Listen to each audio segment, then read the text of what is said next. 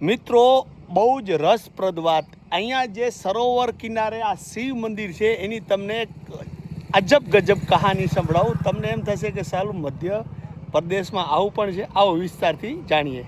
તો એ જોઈ લો કે કેટલાય સદીઓ પહેલાંનું આ મંદિર છે એમ જાણવા મળ્યું, અને પીલબાજથી ખંડિત થઈ ગયું છે. તમને અંદર જઈ અને મંદિર બતાવો. જે આપણે શાસ્ત્રોમાં વર્ણન છે એવો જ અહીંયા આંકડો પણ ઊભો છે. અને અત્યારે ખબર પડી કે આ જે સરોવર છે ત્યાં આખી એની વાત કરું તમને બહુ રસપ્રદ લાગશે. ત્યાં સીન બહુ મસ્ત આવી રહ્યો છે, અને આ છે જૂનું શિવ મંદિર. અને જાણવા મળ્યું કે આ શિવ મંદિરની એવી કંઈ કહાની છે, તમને બતાવું કે પહેલું તો તમે જોઈ લો, જે શિલા છે બહુ મોટી, કદાચ 5-10 માણસથી ઊંચી ન થાય તેવી. અને આ બાજુ છે જે સરોવર. હવે સરોવર કિનારે ત્યાં અદ્ભુત સીન આવી રહ્યું છે, ત્યાં જઈને આખી તમને ડિટેલ સંભળાવું. આહા, સાંજનો સંધ્યા સમય થયો છે, અને આમ જુઓ એ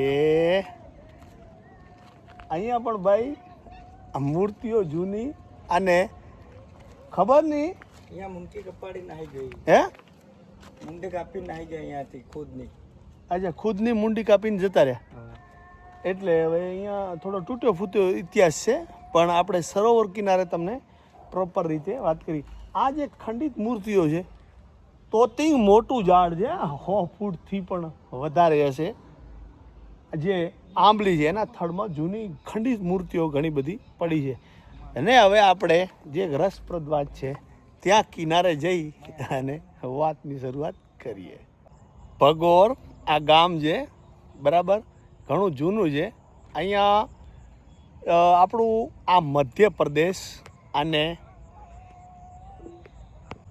જાંબુઆ જિલ્લો, મધ્યપ્રદેશ, અને ભગોર ગામ, અને આ જે સીન છે આ બાજુ ગામ છે, બરાબર. અને જુઓ એની સીન સિનેરી સંધ્યા સમય. હવે મિત્રો આખા જો આ તળાવની અને જે શિવ મંદિર છે સામે, એનો આપણે વિડીયો બનાવ્યો, બિલકુલ સામે છે. હવે અહીંના માણસો એમ કહે છે કે ખરેખર આ જે સરોવર કેટલાય સમય પહેલાંનું, અને દેવોએ કે ભૂતોએ બનાવેલું, અને એક પાવડો, એક તગારું અને એક ત્રિકમ, એનાથી આખું લગભગ 50 એકડમાં ફેલાયેલું છે આખું આ તળાવ.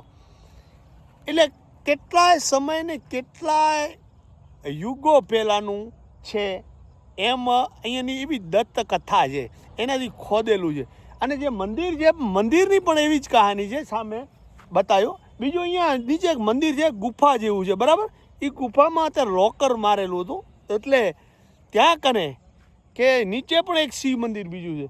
અને સામે લાલ કલરનું જે મંદિર તમને નહીં દેખાતું હોય, ત્યાં પણ જૂનું મંદિર છે, બરાબર. એની કહાનીની ખબર નથી. એટલે આ જે છે તળાવ એ અલૌકિક, એટલે કેટલાય સમય પહેલાં આ તળાવનું નિર્માણ થયું છે. પણ એવી રીતે કે ભાઈ માણસોએ નથી, કોઈ દેવતાઈ કે કોઈ પણ દેવી શક્તિથી આ ખોદેલું છે. એક ત્રિકમ, એક પાવડો અને એક કોદારી, મતલબ સિંગલ હથિયારથી, ઓજારથી. અને ત્યાં કને જે શિવ મંદિર ચાલુ છે, જોઈએ એની શિલા છે, એની જે આખી બનાવટ છે એ કાંઈ ખાલી અદ્ભુત જ છે.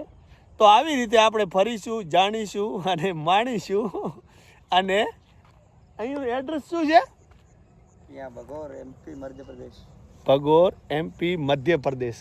અને એવી જ કહાની છે ને, જે આપણે આ એક જ હથિયારથી, એક ત્રિકમ, एक त्रिक्रम और एक पावड़ा और एक तगारी से ये पूरा कितना पुराना हो सकता है क्या पता? हम पैदा भी नहीं हुए होंगे. અચ્છા.